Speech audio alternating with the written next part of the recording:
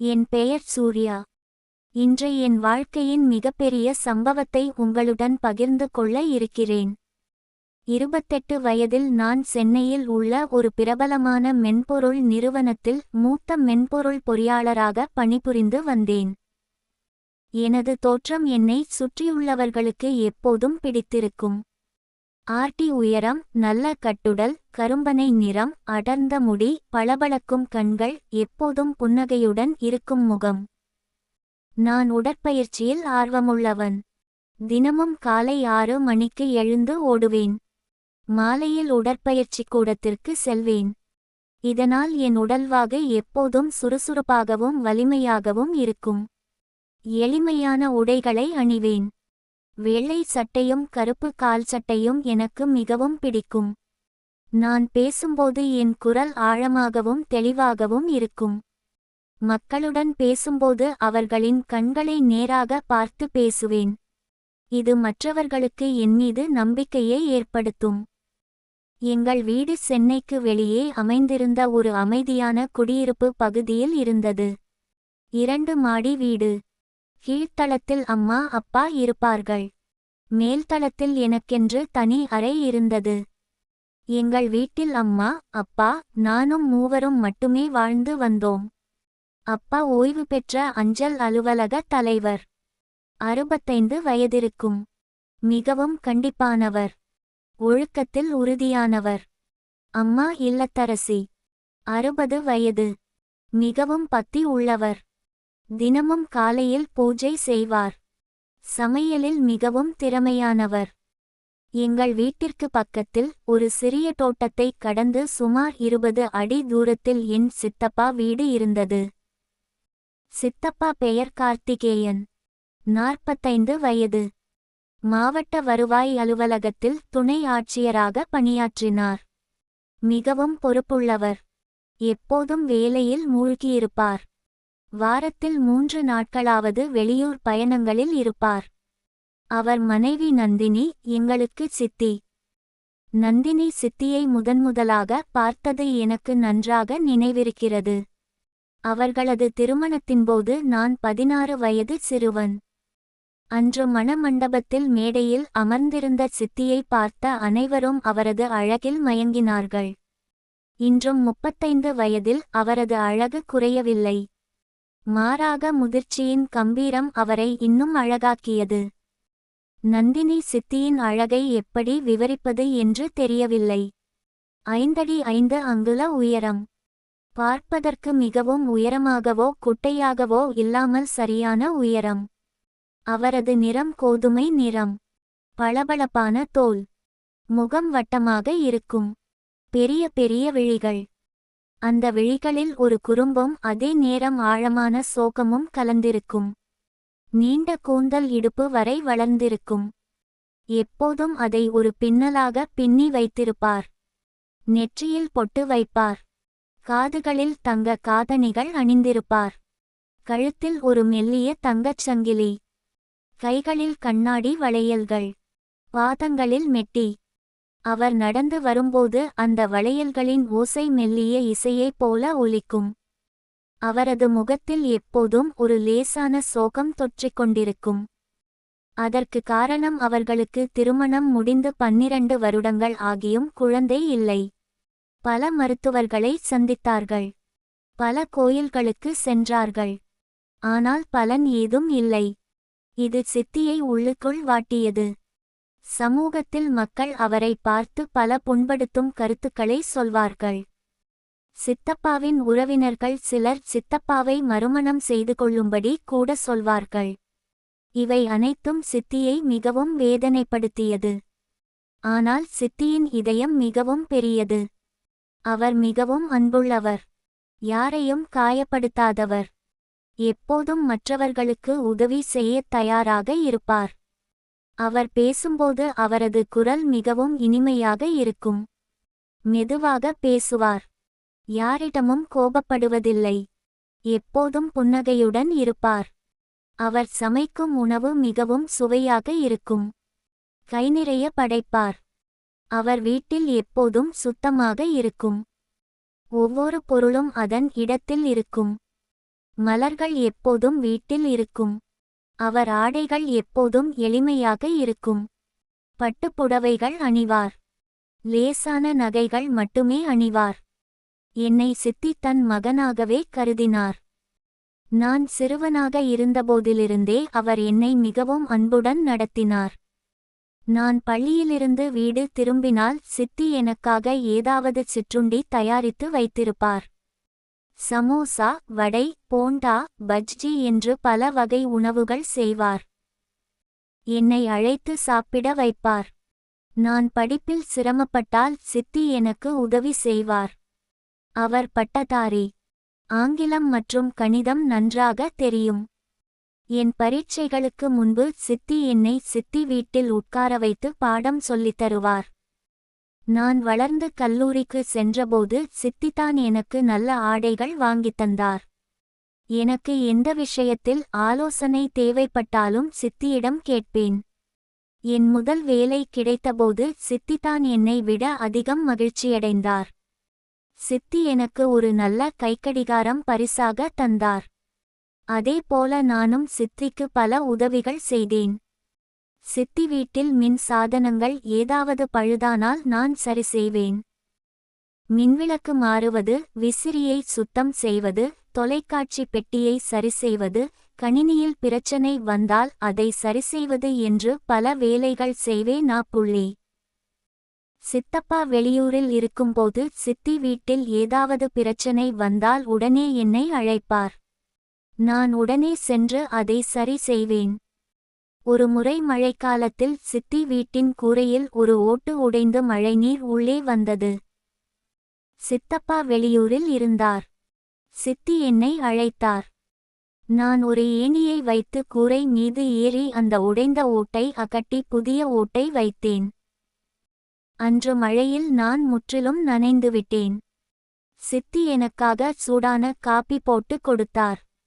என் ஈரமான ஆடைகளை எடுத்து துவைத்தார். சித்தப்பாவின் ஆடைகளை எனக்கு கொடுத்து உடுத்த சொன்னார்.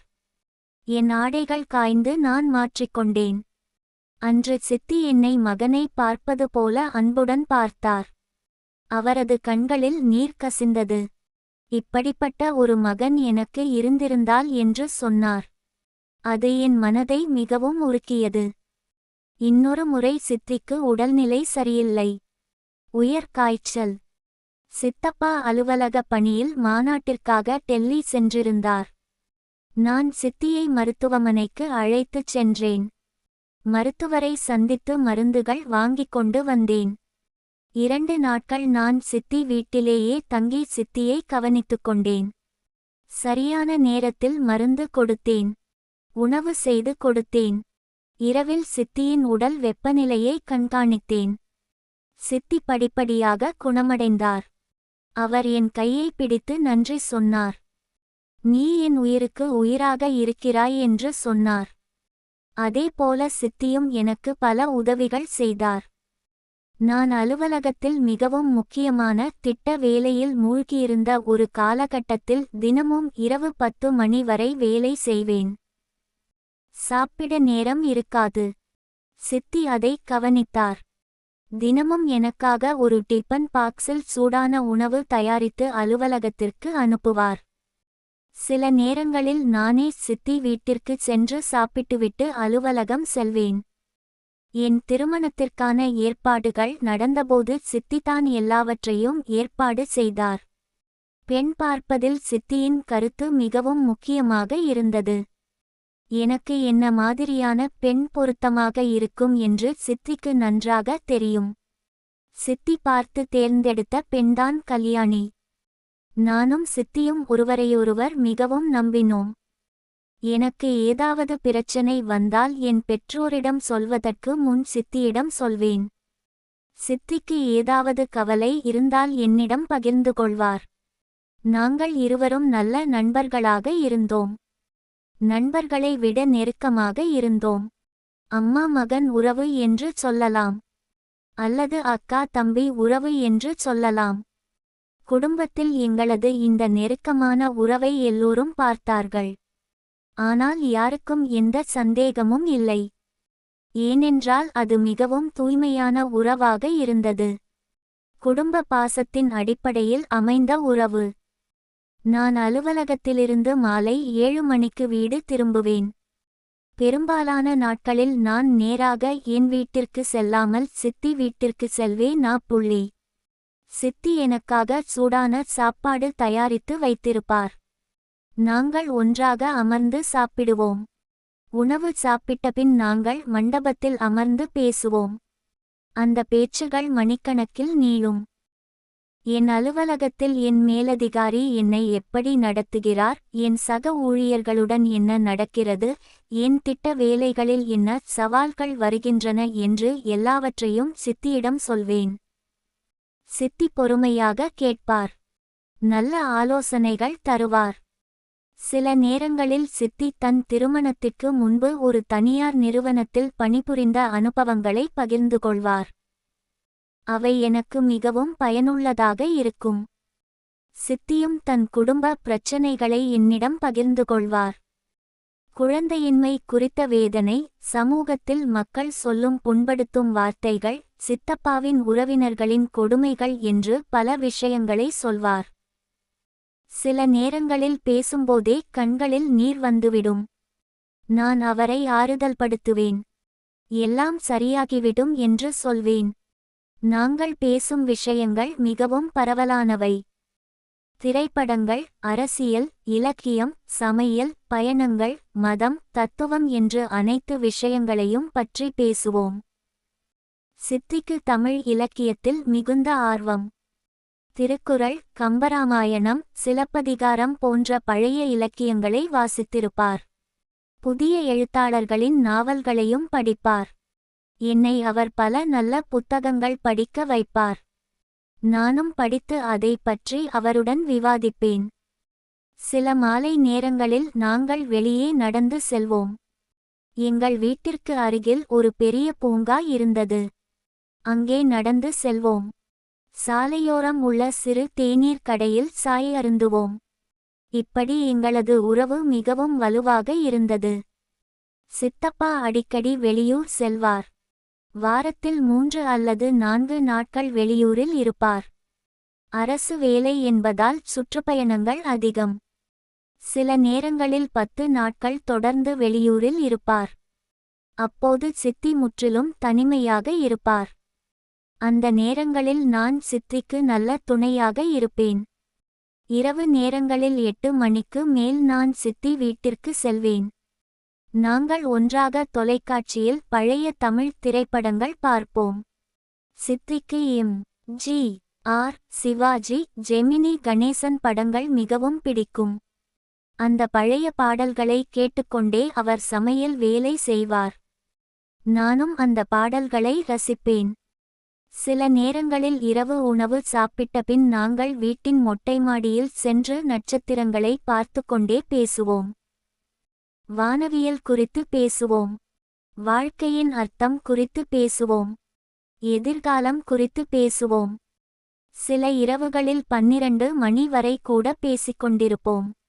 அப்போது என் அம்மா அழைப்பார். எங்கே இருக்கிறாய் என்று கேட்பார். நான் சித்தி வீட்டில் இருக்கிறேன் என்று சொல்வேன். அம்மா சரி வா என்று சொல்வார். அம்மாவுக்கு நான் சித்தி வீட்டில் இருப்பதில் எந்த பிரச்சனையும் இல்லை. எல்லோருக்கும் எங்களது உறவு தெரியும். நாங்கள் நல்ல நண்பர்கள். சித்தி என்னை மகனாக நினைக்கிறார் என்று எல்லோருக்கும் தெரியும். இப்படி மாதங்கள் கடந்தன. வருடங்கள் கடந்தன. எங்கள் உறவு இன்னும் வலுவாக வளர்ந்தது. பிறகு அந்த நாள் வந்தது. அது ஒரு வெள்ளிக்கிழமை. என் அலுவலகத்தில் அன்று விடுமுறை. என் நிறுவனம் ஆண்டு பராமரிப்பு நாள் என்று விடுமுறை அளித்திருந்தது. அன்று வீட்டில் நான் மட்டும் இருந்தேன். அம்மா அப்பா கோயிலுக்கு சென்றிருந்தார்கள். சித்தப்பா உறவினர் திருமணத்திற்காக திண்டுக்கல் சென்றிருந்தார். 3 நாட்கள் அங்கே இருப்பார். காலை 10 மணி இருக்கும். நான் என் அறையில் ஒரு புத்தகம் வாசித்துக் கொண்டிருந்தேன். திடீரென்று என் மொபைல் போன் ஒலித்தது. சித்தி அழைத்திருந்தார். வீட்டில் தொலைக்காட்சி சரியாக வரவில்லை என்று சொன்னார். நான் உடனே சித்தி வீட்டிற்கு சென்றேன். வீட்டிற்குள் நுழைந்தேன். சித்தி அன்று மிகவும் அழகாக இருந்தார். ஒரு கன்னிமா நிற பட்டுப்புடவை அணிந்திருந்தார். கூந்தலை அழகாக சீவி பின்னல் போட்டிருந்தார். நெற்றியில் பெரிய பொட்டு. முகத்தில் ஒரு லேசான மகிழ்ச்சி. ஏதோ ஒரு விசேஷம் போல தோன்றியது. நான் கேட்டேன், ஏதாவது விசேஷமா என்று. அவர் சிரித்தார். இல்லை, சும்மா மனசு சந்தோஷமா இருக்கு அவ்வளவுதான் என்று சொன்னார். தொலைக்காட்சி பெட்டியை பார்த்தேன்.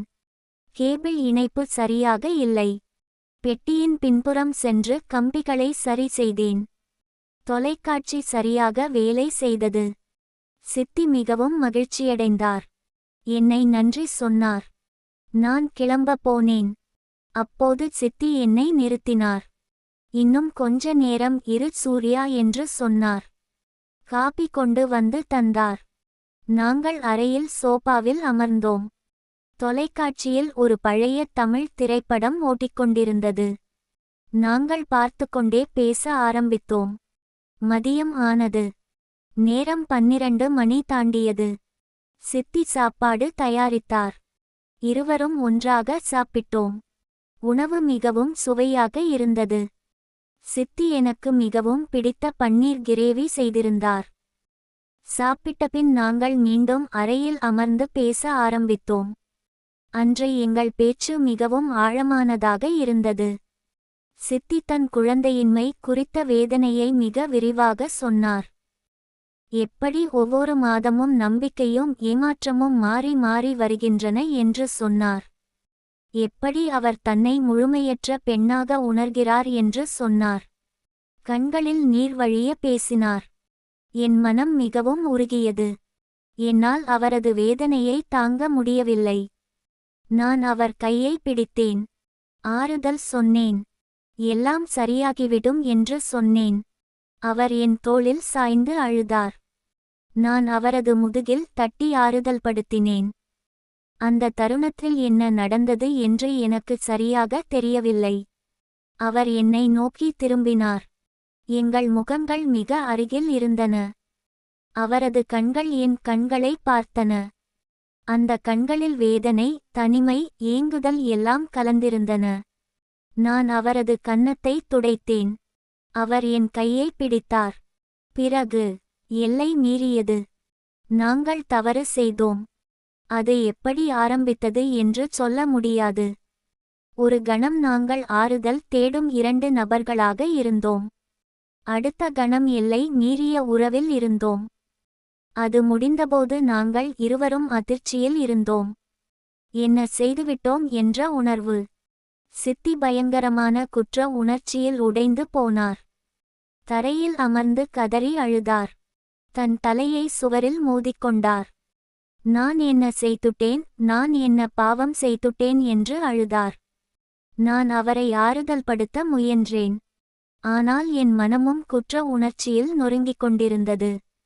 நான் என் சித்தப்பாவை காட்டிக் கொடுத்துவிட்டேன்.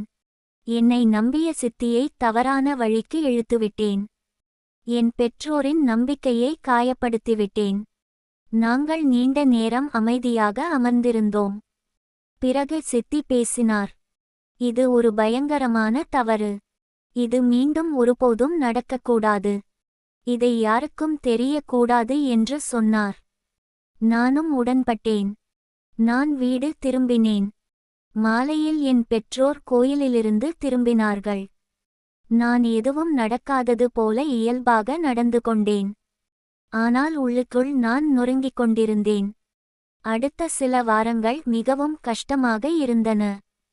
நான் சித்தி வீட்டிற்கு செல்வதை முற்றிலும் தவிர்த்தேன். சித்தியும் என்னை தொடர்பு கொள்ளவில்லை. குடும்ப விழாக்களில் சந்தித்தபோதும் நாங்கள் ஒருவரையொருவர் பார்த்து கொள்ளவில்லை. பேசவில்லை. என் அம்மா இதை கவனித்தார். ஏன் சூர்யா, நீ இப்போதெல்லாம் சித்தி வீட்டிற்கு போறதில்லை என்று கேட்டார். நான் அலுவலகத்தில் வேலை அதிகம் என்று சாக்கு சொன்னேன். அம்மா சந்தேகமாக பார்த்தார், ஆனால் அதிகம் கேட்கவில்லை. 2 மாதங்கள் கழித்து சித்தி என்னை அழைத்தார். சூர்யா, நாம் பேச வேண்டும் என்று சொன்னார். நான் தயங்கினேன். ஆனால் மறுக்க முடியவில்லை. நாங்கள் வீட்டின் பின்புறம் உள்ள தோட்டத்தில் சந்தித்தோம். சித்தி பேசினார். சூர்யா, நாம் செய்தது மிகப்பெரிய தவறு. ஆனால் அதற்காக நாம் நம் உறவையே முடித்துக்கொள்ள முடியாது. நாம் குடும்பம். நாம் எப்போதும் ஒருவரையொருவர் பார்த்து கொள்ள வேண்டும். அந்த தவறை மறந்துவிட்டு முன்னேறுவோம் என்று சொன்னார். நானும் உடன்பட்டேன். மெல்ல மெல்ல நாங்கள் மீண்டும் பேச ஆரம்பித்தோம். முதலில் மிகவும் குறைவாக, பிறகு கொஞ்சம் கொஞ்சம் அதிகமாக. சில மாதங்களில் நாங்கள் மீண்டும் நண்பர்களாக மாறினோம். ஆனால் அந்த தவறு எப்போதும் எங்கள் மனதில் ஒரு நிழலாக இருந்தது. காலம் கடந்தது. எனக்கு திருமணம் நடந்தது. கல்யாணி என்ற பெண்ணை நான் மணந்தேன். அவள் 25 வயது. ஒரு தனியார் பள்ளியில் ஆங்கில ஆசிரியையாக பணிபுரிந்தாள். மிகவும் அழகான பெண். நல்ல குணமுள்ளவள். என் பெற்றோருக்கு மிகவும் பிடித்து போனாள். எங்கள் திருமண வாழ்க்கை மகிழ்ச்சியாக ஆரம்பமானது. கல்யாணி வீட்டு வேலைகளில் கவனம் செலுத்தினாள். சமையல் கற்றுக்கொண்டாள். என் அம்மா அவளுக்கு நிறைய விஷயங்கள் சொல்லித்தந்தார். சித்தியும் கல்யாணியுடன் நன்றாக பழகினார். கல்யாணிக்கு சித்தி மிகவும் பிடித்தார். சித்தியை மிகவும் மதித்தாள். திருமணத்திற்கு பிறகு 4 மாதங்கள் நல்லபடியாக சென்றன. எங்கள் திருமண வாழ்க்கை மகிழ்ச்சியாக இருந்தது. நான் சித்தியுடன் இயல்பாக பழகினேன். ஆனால் மிகவும் கவனமாக. எந்த தவறும் மீண்டும் நடக்கக்கூடாது என்று உறுதியாக இருந்தேன். ஆனால் விதி வேறு விதமாக இருந்தது. அன்று ஒரு செவ்வாய்க்கிழமை. என் பெற்றோர் கோவை சென்றிருந்தார்கள். எங்கள் உறவினர் ஒருவருக்கு நோய். அவரை பார்க்க சென்றிருந்தார்கள். 2 நாட்களுக்கு திரும்ப மாட்டார்கள். கல்யாணி தன் அம்மா உடல்நலம் சரியில்லை என்று அவர்கள் வீட்டிற்கு சென்றிருந்தாள். 3 நாட்களுக்கு அங்கேயே இருப்பாள். வீட்டில் நான் மட்டும் தனியாக இருந்தேன். மதியம் சித்தி வந்தார். சூர்யா அருகில் உள்ள மளிகை கடையில் சில பொருட்கள் வாங்கி வர வேண்டும். வரலாமா என்று கேட்டார். நான் சரி என்று சொன்னேன். நாங்கள் வெளியே சென்றோம்.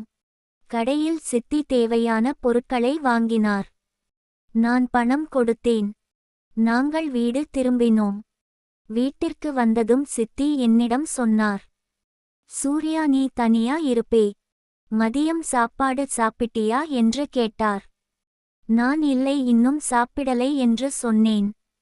சித்தி உடனே சொன்னார், நான் உனக்கு சாப்பாடு செஞ்சு தர்றேன் வா என்று. நான் மறுத்தேன். சித்தி, வேண்டாம், நான் வெளியில போய் சாப்பிட்டுக்கிறேன் என்று சொன்னேன். ஆனால் சித்தி கேட்கவில்லை. இல்லை இல்லை, நான் செஞ்சு தர்றேன். எனக்கும் தனியா இருந்து சாப்பிடுறது ரொம்ப அலுப்பா இருக்கு. நீயும் வந்து சாப்பிடு என்று சொன்னார். நான் அவர் வீட்டிற்கு சென்றேன். இது தவறு என்று எனக்கு தெரியும். ஆனால் சித்தியை மறுக்க முடியவில்லை. சித்தி வீட்டிற்குள் சென்றோம். சித்தி சமையல் அறைக்கு சென்று சாப்பாடு தயாரித்தார். நான் அறையில் அமர்ந்து தொலைக்காட்சி பார்த்து கொண்டிருந்தேன். சாப்பாடு தயாரான பிறகு நாங்கள் ஒன்றாக சாப்பிட்டோம். உணவு மிகவும் சுவையாக இருந்தது. சாப்பிட்டபின் நாங்கள் அறையில் அமர்ந்து பேச ஆரம்பித்தோம். அன்று எங்கள் பேச்சு மீண்டும் மிகவும் தனிப்பட்டதாக மாறியது. சித்தி தன் வாழ்க்கையின் தனிமை குறித்து பேசினார். சித்தப்பா எப்போதும் வெளியூரில் இருப்பது, வீட்டில் இருந்தாலும் வேலை வேலையாக இருப்பது, அவருக்கு நேரம் இல்லாதது என்று சொல்லிக்கொண்டே போனார். கண்களில் நீர் வழிந்தது. நான் மீண்டும் அவரை ஆறுதல்படுத்தினேன். அவர் கையை பிடித்தேன். அவர் என்னை நோக்கி திரும்பினார். எங்கள் கண்கள் சந்தித்தன. பிறகு மீண்டும் அதே தவறு நடந்தது. இந்த முறை இருவருக்குமே அது தவறு என்று தெரிந்தும் நாங்கள் நிறுத்தவில்லை. அன்று முழுவதும் நாங்கள் அந்த தவறை மீண்டும் மீண்டும் செய்தோம். மாலையில் எல்லாம் முடிந்தபோது நாங்கள் இருவரும் அமைதியாக அமர்ந்திருந்தோம். இந்த முறை அழுகை இல்லை. குற்ற உணர்ச்சி இருந்தது. ஆனால் வெளிப்படுத்தவில்லை. நாங்கள் முடிவு செய்தோம், இந்த விஷயம் யாருக்கும் தெரியக்கூடாது என்று. இது எங்களுக்குள் மட்டுமே இருக்க வேண்டும் என்று. அதன் பிறகு அது ஒரு மறைமுக உறவாக மாறியது. நாங்கள் சந்திக்க வாய்ப்புகள் தேடினோம். என் வீட்டில் யாரும் இல்லாதபோது சித்தி வருவார். சித்தி வீட்டில் யாரும் இல்லாதபோது நான் போவேன். சித்தப்பா வெளியூர் சென்றிருக்கும்போது இரவு நேரங்களில் எல்லோரும் தூங்கியபின் நான் சித்தி வீட்டிற்கு போவேன். வீட்டின் பின்புறம் உள்ள சிறிய தோட்டத்தில் மரங்களுக்கு நடுவில் இருட்டில் சந்திப்போம். இந்த ரகசியம் யாருக்கும் தெரியாமல் மிகவும் கவனமாக நடந்து கொண்டோம். கல்யாணி எதுவும் சந்தேகிக்கவில்லை. என் பெற்றோர் எதுவும் அறியவில்லை. சித்தப்பா எதுவும் உணரவில்லை. எல்லோரும் எல்லாம் இயல்பாக இருப்பதாக நினைத்தார்கள். மாதங்கள் கடந்தன. எங்களது இந்த தவறான உறவு தொடர்ந்தது. நாங்கள் மிகவும் கவனமாக இருந்தோம். ஆனால் கவனம் என்றும் போதாது. அந்த பயங்கரமான நாள் வந்தது. அது ஒரு வியாழக்கிழமை. கல்யாணி பள்ளியில் விடுமுறை என்று சொல்லி தன் நண்பி வீட்டிற்கு செல்வதாக காலையில் சொன்னாள். மாலை 5 மணிக்கு திரும்புவேன் என்று சொல்லிவிட்டு சென்றாள். அப்பா அலுவலகத்தில்.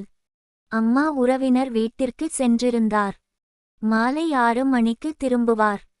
சித்தப்பா ஊர் சுற்றுப்பயணத்தில். 3 நாட்களுக்கு வெளியூரில் இருப்பார். சித்தி என்னை அழைத்தார். நான் சித்தி வீட்டிற்கு சென்றேன். நாங்கள் பேசினோம். பிறகு மீண்டும் அதே தவறு. மதியம் 2:30 மணி இருக்கும். நாங்கள் படுக்கையறையில் இருந்தோம்.